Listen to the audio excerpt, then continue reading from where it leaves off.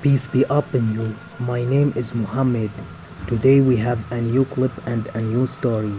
But before we begin, don't forget to pray for the messenger of God, Muhammad. May God bless him, his family and his companions, and grant them peace. Let's get started. The events of this story revolve around a young man called Yazan. Yazan was on his way to his grandfather's village, which is located in one of the remote rural villages. Because of Yazan's work, Yazan was forced to travel at night. Yazan knew that there was a shortcut that would make him reach his grandfather's house quickly, so Yazan decided to travel along this route. But Yazan did not know what awaited him. The road was very dark and there was nothing on it.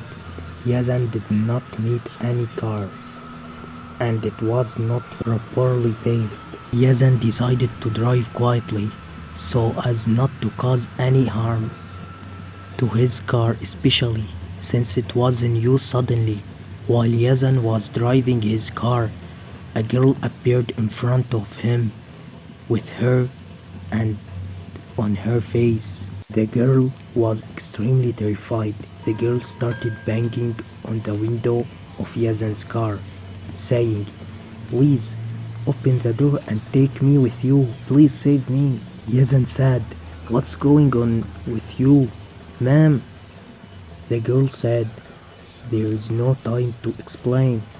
They will come to us at any time. Let us escape from her before it is too late." Yazan did not hesitate to put this girl in the car, as she seemed to be very worried, or that she had seen something scary in this area.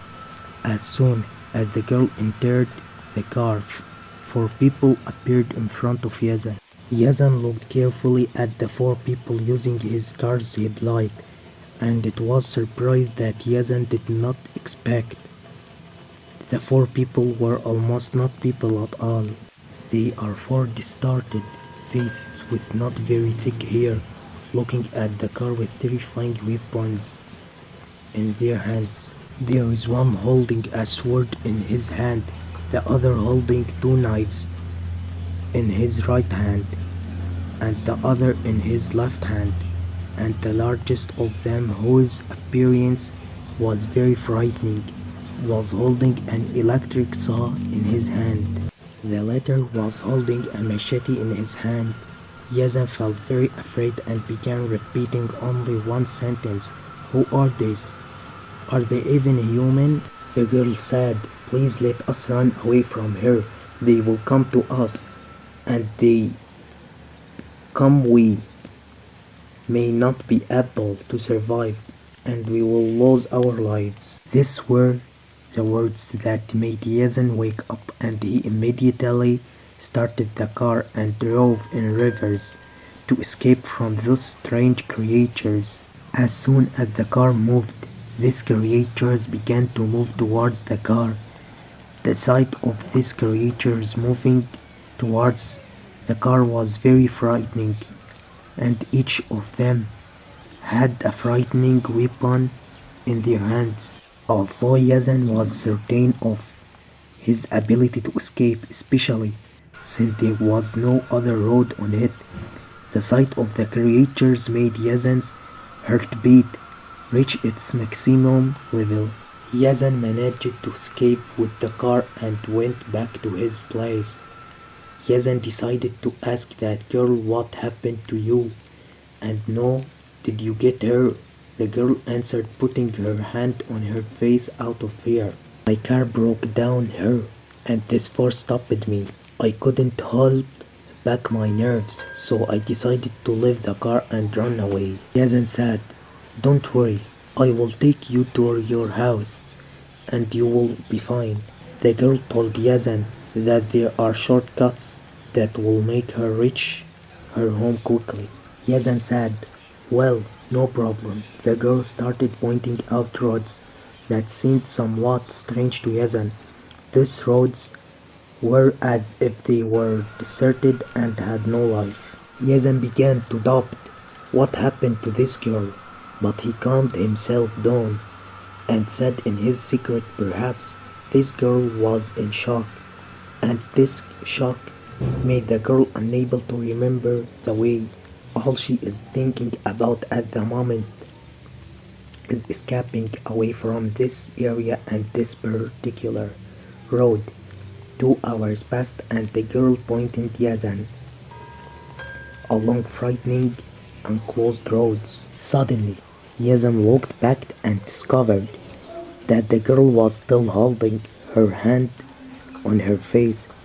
There was a part of her face that was clearly visible to Yazan, but this part seemed to be distorted. Yazan stopped the car and said, "Well, it seems that you have lost your way. I will drive to the nearest police station and they will certainly help you reach your home." The girl replied to Yazan and said, "No, we have arrived. My house is directly in front of you, to the right." Yazan looked at the house and it was a huge shock. The house seemed to be broken, abandoned and lifeless.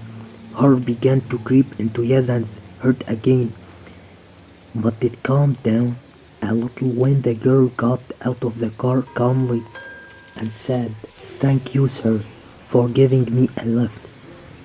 The girl headed home. Suddenly Yazan heard strange sounds coming from under the car. This wasn't the only suspicious thing as he appeared to why. Two strange people who were also disfigured. They started banging forcefully on the car window, which greatly frightened Yazan and made him unable to concentrate. The next day, when the village learned that Yazan had not arrived, they decided to go out to look for him. The villagers arrived at the old house where Yazan's car was. The car was intact, but the tires were all punctured and the windshield was completely shattered. Attempts to find Yazan continued everywhere in that area, but to this day there is no trace of him. It was as if the earth had swallowed Yazan. Everyone lost hope to finding Yazan again, and this road was considered an invalid road, and no one took it again. Today's story has ended. I hope it terrified you. Don't forget to subscribe to the channel and like the video. Put your opinions in the comments and may God's peace, mercy and blessings be upon you.